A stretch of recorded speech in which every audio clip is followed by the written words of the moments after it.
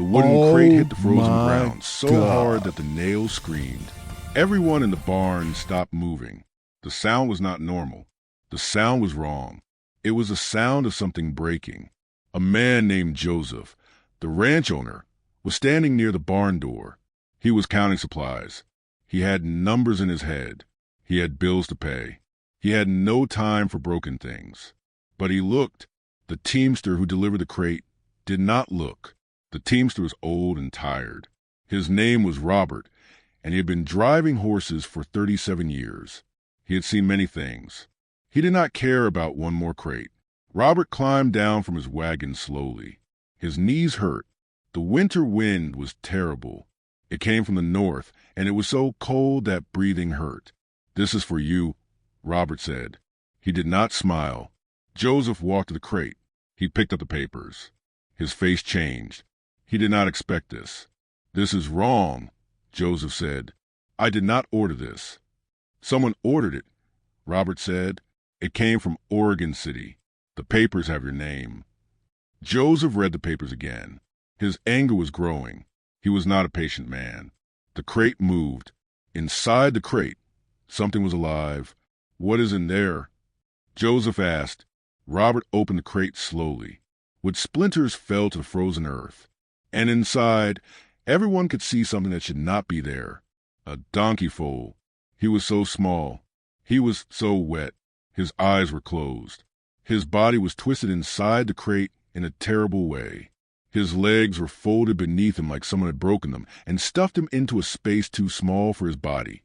The foal's fur was still wet from birth. The journey from Oregon City had taken 4 days. The crate had been closed. There was no air. There was no light. There was no mother. "He is dead," said one of the workers. The foal moved his ear. He was not dead, but he was close. Joseph cursed. This was not his responsibility. This foal was supposed to go to another ranch. He was supposed to go to a place called Carson's Farm, 20 miles away. Someone had made a mistake with the papers. Someone had sent him to the wrong place. "Take him out," Joseph said to Robert. Robert pulled the foal from the crate roughly. The foal's body hung in Robert's arms like wet cloth. His legs did not work. His eyes opened for one moment, and they were confused and full of fear. Then they closed again. "He needs his mother," said a young worker named Samuel. Samuel was only 15 years old. He was still soft in his heart.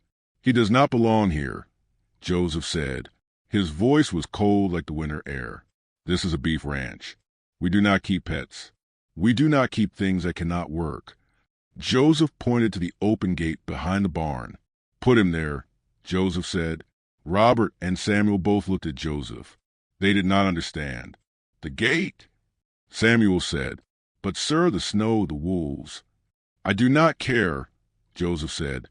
"He is not our problem. Leave him and let nature decide." This was not cruel because Joseph was evil.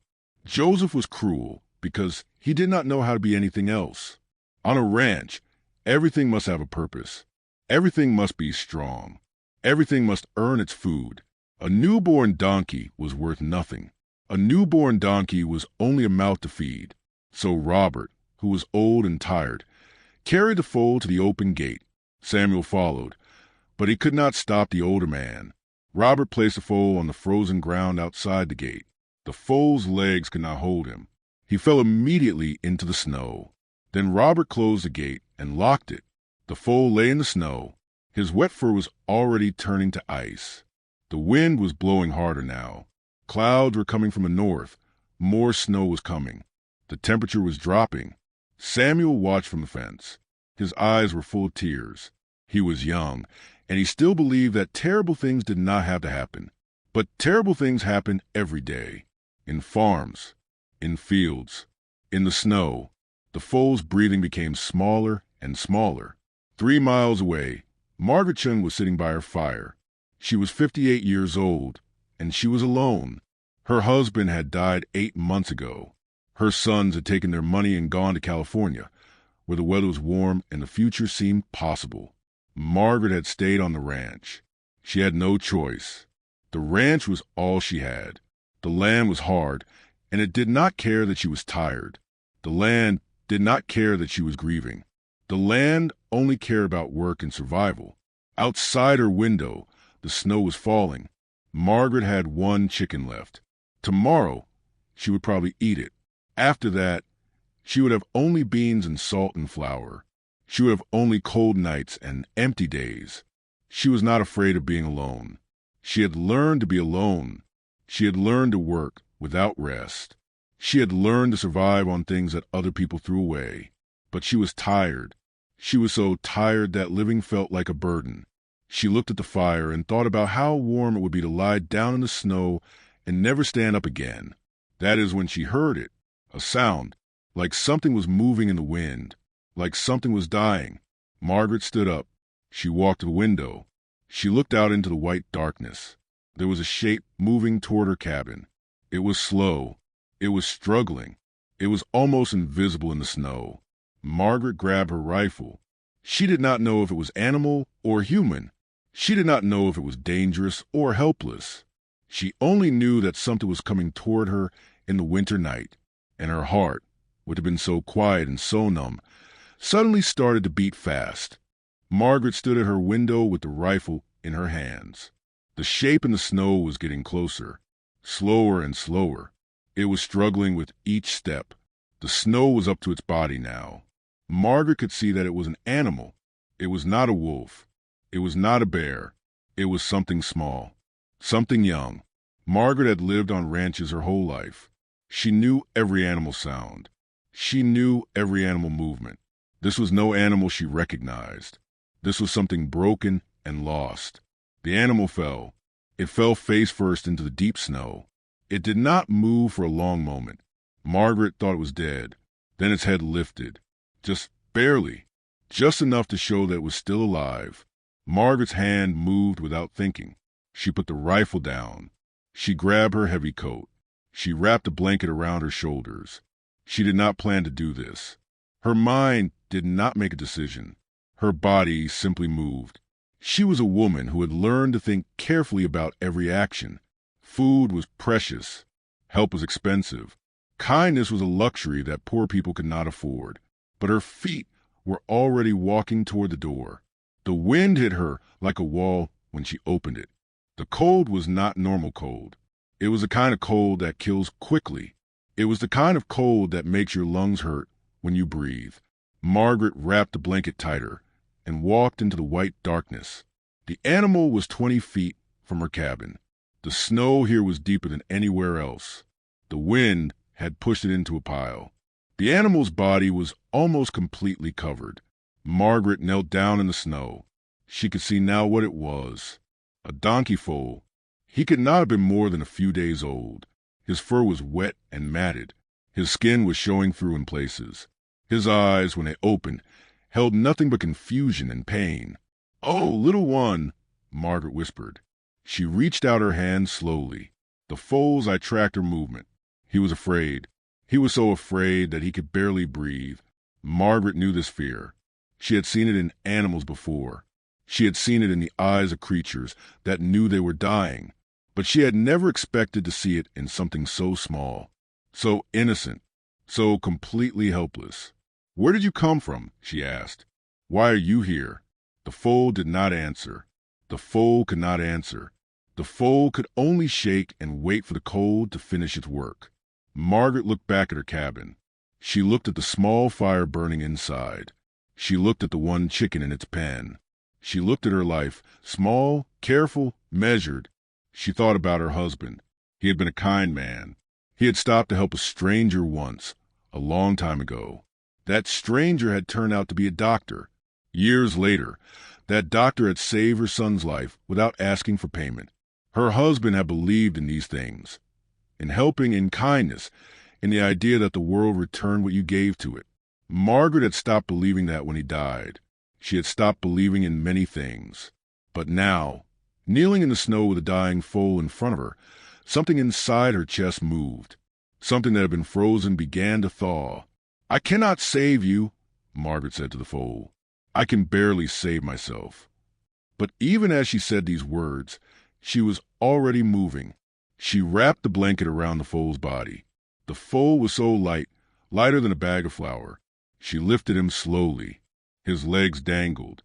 His head fell backward like he had no strength to hold it. Margaret walked back to her cabin with the foal in her arms. Inside the cabin, Margaret laid the foal on the warmest spot, near the fire, on her own bed. She did not hesitate. She did not think. She simply placed him there and went to work.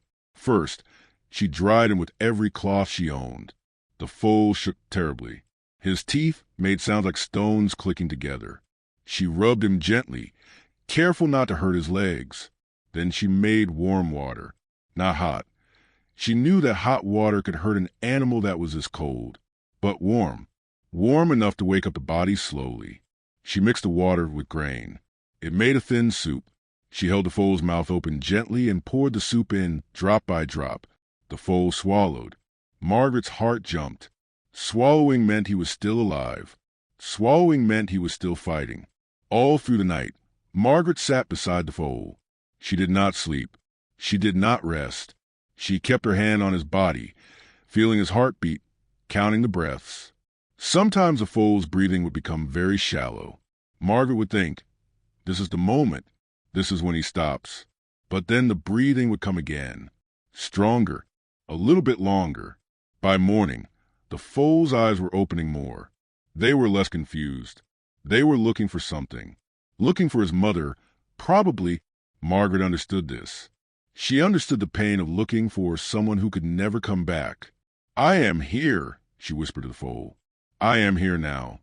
When the sun came up, Margaret could see him clearly for the first time. He was the most beautiful thing she had ever seen. His fur, though still wet in places, was a soft gray color. His hooves were small and perfect, like they had been carved from pale wood. His ears were long and gentle. His eyes, now that the fear was fading, were dark and intelligent. He was not a strong animal. He was not an animal that could work. He was not an animal that would make any man money. But he was alive. And somehow, in the hours that Margaret had spent keeping him alive, she had become alive too. She had stopped thinking about the snow outside. She had stopped thinking about her loneliness. She had stopped thinking about the quiet that had filled her cabin since her husband died. She had only thought about keeping the small, beautiful creature breathing. Margaret looked at the foal. The foal looked at Margaret. And in that moment, something changed between them. It was not love yet. It was too early for love. But it was something. It was connection. It was the beginning of a reason to continue. Margaret moved her hand gently across the foal's neck. "You came to the right place," she said, even if he did not know it. The foal made a small sound, not a cry, but a question. Margaret smiled for the first time in 8 months. "Yes," she said, "I will keep you. Whatever happens, I will keep you." 2 weeks passed. The foal grew stronger every day. Margaret named him Jack, after her grandfather. She fed him warm grain mixed with milk she bought from a neighboring farm. She taught him to drink from a bucket. She walked him slowly around her cabin, supporting his legs until they became steady. Jack's eyes were bright now. His fur was clean and shiny. He was no longer a dying animal. He was becoming a living one. Margaret worked harder than she had ever worked. She woke at dawn and went to bed long after dark. But she did not feel tired. For the first time in 8 months, she felt something that surprised her. She felt hope. She felt like tomorrow was worth living for. Jack followed her everywhere. When she went to feed the chickens, he walked beside her. When she worked in the barn, he stood in the doorway and watched. When she sat by the fire at night, he lay at her feet. His small body was warm against her legs. One afternoon, Margaret was teaching Jack to walk in the snow. His hooves were stronger now. He could move without falling. He was learning that the world was not as dangerous as it first seemed. Margaret heard the horse before she saw it. A horse was coming down the road toward her cabin. Someone was riding it. Someone with authority in the way they sat in the saddle. Margaret's heart suddenly felt cold. She knew what this meant. The rider was a man named Edward Curtis. He worked for the shipping company in Oregon City. He was young, maybe 30 years old. He had a notebook in his coat pocket and a gun on his belt. He did not look like a man who was coming to help. Edward dismounted from his horse slowly. He tied the horse to Margaret's fence. He looked at Jack with no expression on his face. "You have my donkey," he said. There was no greeting. There was no politeness. Margaret stepped in front of Jack. Jack pressed against her leg, confused by the stranger. "This donkey belongs to me now," Margaret said. Edward pulled out his notebook. He flipped through the pages without looking up. "The animal was sent to Carson's farm," Edward said. There was a shipping error. The crate was delivered to the wrong location. Carson's farm reported it missing. The owner, Joseph Blackwood, reported that he left the animal outside his property to die. "I have been looking for this donkey for 2 weeks." He finally looked at Margaret. "I am here to return the property to its rightful owner," Edward said. "Carson's farm will pay the shipping fee. They will also pay a handling charge of $5. He pulled out a piece of paper. "Sign here," he said. Margaret did not take the paper. "No," she said. Edward's face changed.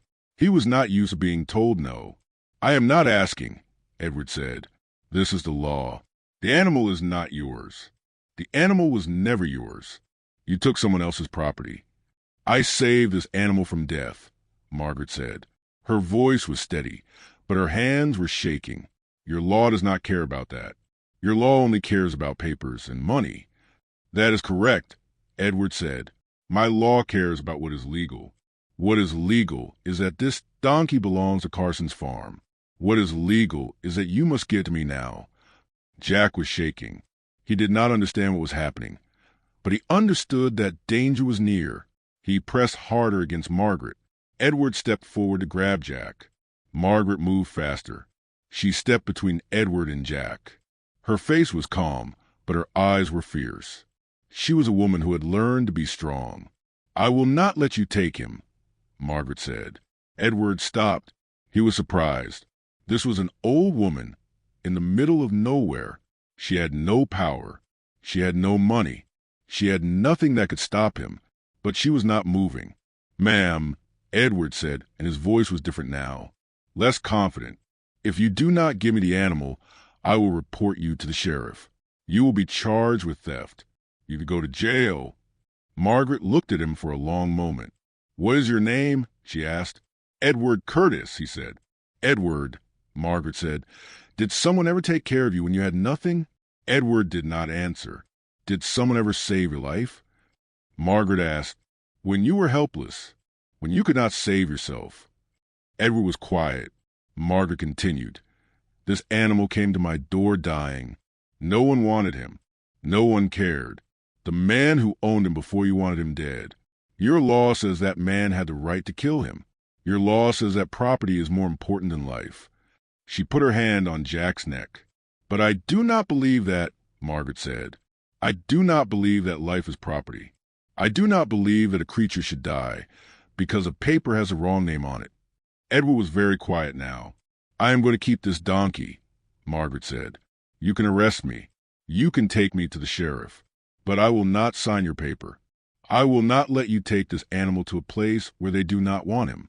I will not let you take him to death." Edward looked at Margaret. He looked at Jack. He looked at the notebook in his hand. Then he did something that surprised both of them. He closed the notebook. "Carson's farm is brutal," Edward said slowly. "The man who owns it uses animals terribly. I have always known this, but I have done my job anyway because I told myself it was not my problem." He put the notebook back in his pocket. "But it is my problem," Edward said.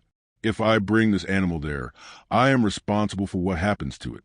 He walked back to his horse. "There was no donkey," Edward said. He was speaking carefully, as if the words were important. "The crate was empty. The animal was never found. That is what I will write in my report." Margaret did not move. "Thank you," she whispered. Edward mounted his horse. He looked back at Margaret and Jack one more time. "The animal saved you," Edward said. "I can see that. Whatever papers say, that makes him yours." He rode away. Margaret stood in the snow for a long time after Edward left. Jack was still pressed against her leg. The fear was leaving his body now. Margaret understood something in that moment. The law could be changed by kindness. The world could be changed by one person deciding to do what was right instead of what was easy. Edward had changed his mind. He had decided that life was more important than property. He had decided that Margaret's love for Jack was more real than any paper. Margaret knelt down and wrapped her arms around Jack. "We are safe now," she said. "We are finally safe." Jack pressed his small head against her chest. And for the first time since her husband died, Margaret felt like she was home. 20 years passed. If you had driven down the road toward Margaret's ranch in 1905, you would not have recognized it. The cabin was no longer small and broken. It had grown. New buildings had been added. Fields that were once empty were now full of life. But the greatest change was not in the buildings or the land. The greatest change was in the people. Margaret was 78 years old now. Her hair was completely white. Her hands were still strong from work, but her movements were slower. She walked with Jack always beside her, though Jack was old now too. His gray fur had faded to white. He moved stiffly, his joints aching from decades of work. But they still walked together every morning. The first person to arrive at Margaret's ranch had come 6 months after Edward Curtis left. Her name was Catherine.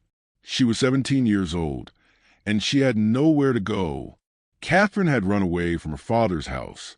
He was a cruel man who drank too much. He had hurt Catherine in ways that she could not speak about. She had escaped one night with only the clothes on her body. She had walked for days. She had slept in barns. She had eaten from garbage piles. When she collapsed at Margaret's gate, Margaret did not hesitate. She brought Catherine inside. She gave her warm food. She gave her a bed. She gave her something that Catherine had never had before. She gave her safety. Catherine stayed for 3 months. Then she chose to stay longer. Then she decided to never leave. Catherine learned to work the land. She learned to ride Jack when Margaret needed him to carry supplies. She learned that a woman could be strong without a man to protect her. She learned that love did not have to hurt. The second person to arrive was Mary. She was a woman of 40 who had lost her husband and her children to fever. She had no reason to live. She was walking toward the river to end her life when she saw Margaret and Catherine working in the fields. She stopped. Something in their faces, the peace, the purpose, made her want to live one more day. She asked for work. Margaret gave her work and a home. Then came Elizabeth. Then came Sarah. Then came Rosa, who did not speak English and had run away from a marriage arranged by her family. Then came Young, and whose mother had died and whose father did not want her. One by one they came. Some came because they had heard stories. Some came because they had nowhere else to go. Some came because they had seen Margaret at the market in town, and something in her eyes told them that she was a woman who understood suffering. Margaret never turned anyone away. She built more buildings. She expanded the fields. She taught the women how to farm, how to care for animals, how to work together instead of alone. And in the middle of it all, Jack walked with them. Jack had become more than a donkey. He had become a symbol. He had become proof that even the most unwanted creature could find a home. He had become proof that love was possible in a world that seemed full of cruelty. The women developed routines. Every morning, they would wake and work the land. They would plant crops. They would care for the animals. They would repair fences and build new buildings. But every evening, they would gather around the fire. Margaret would sit in her chair, and Jack would lie at her feet. The women would sit in a circle, and they would talk. They would share their stories. They would talk about the things they had survived. They would talk about the things they had lost. They would talk about the fear they carried and the hope they were learning to find. And sometimes, Margaret would tell them about the night Jack came to her door. "I was dying," Margaret would say. "I was not dying of cold or hunger. I was dying of loneliness. I was dying of the belief that nothing would ever change, that nothing would ever get better." She would look at Jack. "This small animal came to me when I had given up." Margaret would continue. "He was dying too. We were both broken. But together we learned how to live." The women would listen, and they would understand that their own brokenness did not make them worthless. It made them real. It made them able to help others who were broken too. News of Margaret's ranch spread through the county and then beyond. Journalists came. They wrote articles about the Widow's Sanctuary in Oregon. They wrote about how Margaret Chen had created a home for women that no one else wanted. They wrote about how she was proving that women could own land, could work land, could build something lasting. Businessmen came too. They wanted to buy the ranch. They offered Margaret money. She refused every offer. "This is not for sale," Margaret would tell them. "This is a home, not a business." The women who lived there were not servants. They were family. By 1903, Margaret had made a decision. She had written a will. In this will, she left everything, the land, the buildings, the money she had saved, to a foundation. The foundation would be called the Chen Foundation for Women in Need. The purpose of the foundation was simple: to give women who had nowhere else to go a place to live, to give them work that was honest, to give them community. After Margaret's death, the ranch would continue. Other women could come. Other broken people could find healing. Margaret called a lawyer to the ranch. She called all the women together. She read the will aloud so that everyone would know what would happen after she was gone. The women wept. "You are giving us a future," Catherine said. "You are telling us that we matter. Even after you are gone, this place will say to other women, 'You matter. Your life has value.'" Margaret nodded slowly. "I learned this from Jack," Margaret said. She reached down and stroked the old donkey's head. "Jack taught me that even the most unwanted creature deserves love. Even the most broken animal can learn to trust again." She looked at each woman in the circle. "You are all like Jack," Margaret said. "You came here broken. You came here when no one wanted you. But you are not broken anymore. You are whole. You are strong. And now you will help other women find their wholeness too." On a cold morning in March 1905, Jack died in his sleep. He was lying in the barn on a pile of hay that Margaret had placed there herself. His heart simply stopped. He did not suffer. He simply went to sleep and did not wake up. Margaret found him at dawn. She did not cry. She simply sat beside him for a long time, her hand on his neck, grateful for every year they had shared. The women came and found her there. They stood together in silence. They understood what Jack had meant. They understood what he had given them. They buried him in the center of the ranch, in the place of honor. They carved a stone with simple words. "Jack, born unwanted, died beloved. He taught us that love is the only inheritance that matters." Margaret lived another 7 years. When she died in 1912, 40 people came to her funeral. Some were the women who had lived on the ranch. Some were their children. Some were journalists and businessmen who had heard her story.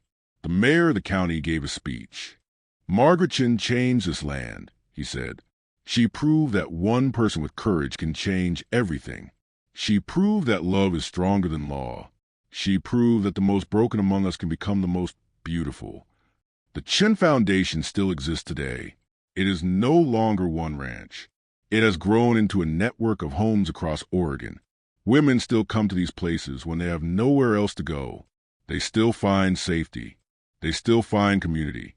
And everywhere in these homes, there are pictures of a great donkey and an old woman standing together. The story of Jack and Margaret is told to every new resident, because Jack was not just a donkey who came to a cabin on a cold winter night. Jack was the beginning of a legacy of love. And that legacy changed everything. The newborn Oregon donkey was sent to the wrong farm in the winter of 1885, Part 5. The Reckoning, How One Animal Changed the World. In the year 1920, a young girl named Emma walked into the Chen Foundation home in Portland, Oregon. She was 12 years old. Her mother had died. Her father could not care for her. She had nowhere to go. She was thin and afraid. Her eyes held the same confusion that Jack's eyes had held on that terrible winter night, the confusion of a creature that had been abandoned. Emma was assigned to work in the gardens. It was spring. The flowers were blooming. The vegetables were beginning to grow. Emma had never planted anything before. She had never grown anything before. She had never believed that anything beautiful could grow from broken earth.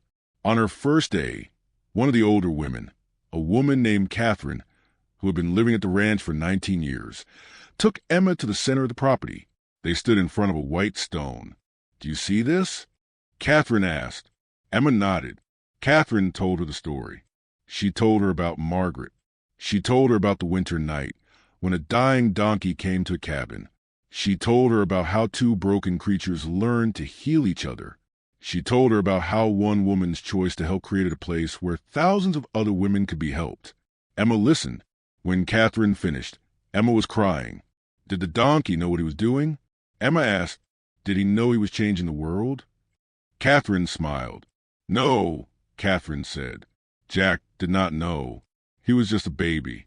He was just trying to survive. But sometimes the most powerful changes come from the smallest acts of kindness. Sometimes the world is changed not by kings or presidents, but by one person who decides that love is more important than law. Catherine took Emma's hand. You are here because Jack came to a cabin one winter night, Catherine said. You are safe because Margaret chose to help, and now you will help others too. Emma looked at the stone. She placed her hand on it. She could feel something there.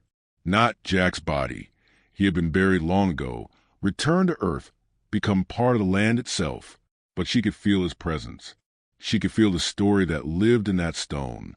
She could feel the love that had planted itself in the ground like a seed. Years passed. Emma grew up at the Chen Foundation. She learned to farm. She learned to read. She learned to write. She learned that her life had value. She learned that she was not trash that was thrown away. She was a person. She was valuable. When Emma was 18, she chose to stay at the foundation as a teacher. She taught other girls who came to the ranch with nothing. She told them the story of Jack and Margaret. She showed them the white stone. She helped them understand that their brokenness did not define them. Emma became a nurse. She started a clinic at the foundation to care for women who had been hurt. She trained other women to be nurses. By the 1930s, she had helped thousands of women. She never forgot the story. She told it to every patient. She told it to every nurse she trained. She told it to the journalists who came to interview her. She told it to anyone who would listen. And the story spread. In 1945, a newspaper reporter named Margaret Chen, a distant relative of Margaret's husband, came to the ranch to write a story. He was not interested in the ranch. He was not interested in Margaret's legacy. He was interested in a scandal. He had heard that some of the women at the foundation had been involved in politics. He wanted to write a negative story. He wanted to create controversy. But when he arrived, something changed. He met Emma. She was 57 years old now. She still worked at the foundation. She still told the story of Jack and Margaret every day. Emma took Michael to the White Stone. She told him the story exactly as Catherine had told it to her.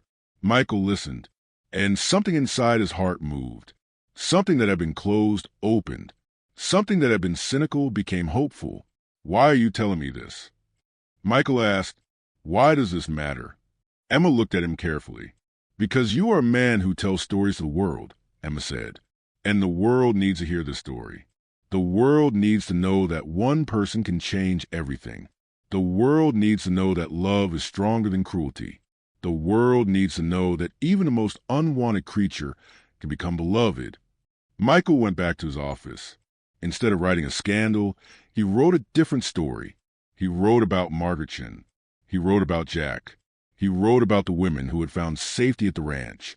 He wrote about how one winter night, one donkey and one woman had created a legacy that had saved thousands of lives. The story was published in newspapers across America. It was reprinted. It was translated. It spread to other countries. People read about Margaret and Jack in England. People read about them in France. People read about them in Japan. And the story began to change how people thought. In 1950, a woman named Dr. Helen Summers read Margaret Chen's article. She was a professor of social work at a university in New York. She was studying how to help people who had been abandoned or hurt. She read the story about Margaret and Jack, and she realized something important. Margaret Chen had not just helped women. She had created a system. She had created a model. She had created a way of thinking about how communities could care for their most vulnerable people. Dr. Summers wrote a book called The Chen Model of Community Care. In this book, she explained how Margaret's ranch worked. She explained how one woman with no formal training had created something that was more effective than government programs. The book was read by social workers around the world. It influenced how people approached helping communities. It changed how governments thought about caring for vulnerable people. Margaret Chen, dead for 38 years, was now being studied in universities. The Chen Foundation grew. More homes were opened. More women were helped. The foundation expanded from Oregon to other states. Then it expanded internationally. By the year 2000, the Chen Foundation had helped over 100,000 women. On a cold winter day in 2005, exactly 120 years after Jack came to Margaret's cabin, a ceremony was held at the original ranch. The ranch had been turned into a museum. People came from all over the world to visit it. They wanted to see where Margaret had lived. They wanted to stand where Jack had stood. They wanted to touch the white stone. A young girl named Sarah stood in front of the stone. She was 12 years old. She had been living at the Chen Foundation for 2 years. She had been rescued from a terrible situation. She had been angry. She had been broken. But she was healing. An old woman named Emma stood beside her. Emma was 109 years old. She was the last living person who had known Margaret Chen directly. She had lived her entire life at the foundation. She had helped thousands of women. She had told the story of Jack and Margaret 10,000 times. Emma placed her hand on Sarah's shoulder. "Do you know why we are here?" Emma asked. Sarah nodded. She had heard the story many times. "Because a donkey changed everything," Sarah said. Emma smiled. "Yes," Emma said. "One small, unwanted donkey came to a cabin on a cold winter night. A woman who was broken chose to help him. And that choice, that one choice, created a wave of love that has spread across 100 years and touched the lives of more people than we can count." Emma looked at the white stone. "Margaret did not know this would happen," Emma said. "Jack did not know this would happen. But sometimes the smallest act of kindness creates the largest changes. Sometimes one person choosing love over fear changes the entire world." Sarah placed her hand on the stone. She could feel it too, the presence, the power, the love that lived in that place. "Will I change the world?" Sarah asked. Emma knelt down slowly. Her old bones creaked. She looked into Sarah's eyes. "You already have," Emma said, "by surviving, by healing, by learning to trust again, by being here, in this place that exists only because of love. You are part of the legacy. You are part of the change." Emma took Sarah's hand and placed it on her heart. "The donkey's heart still beats," Emma said. "Not in his body. His body is gone. But his heart beats in every woman who has found safety here. His heart beats in every woman who has learned that she is valuable. His heart beats in yours." That night, as snow began to fall, as it had fallen 120 years before, Emma died peacefully in her sleep. She was buried next to Jack Stone. Her gravestone read, "Emma, she carried the story. She became the story. She changed the world by helping one girl at a time." The Chen Foundation continues today. In every home, in every center, in every place where women are helped, there's a picture of a great donkey and an old woman standing together. The story is still told. New residents still hear about the night when a dying animal came to a cabin and saved a dying woman. They still learn that their brokenness does not make them worthless. They still understand that love is stronger than any law. They still believe that they can change the world. Because one donkey changed everything. Because one woman chose kindness over cruelty. Because sometimes the smallest act of love creates the largest legacy. The end.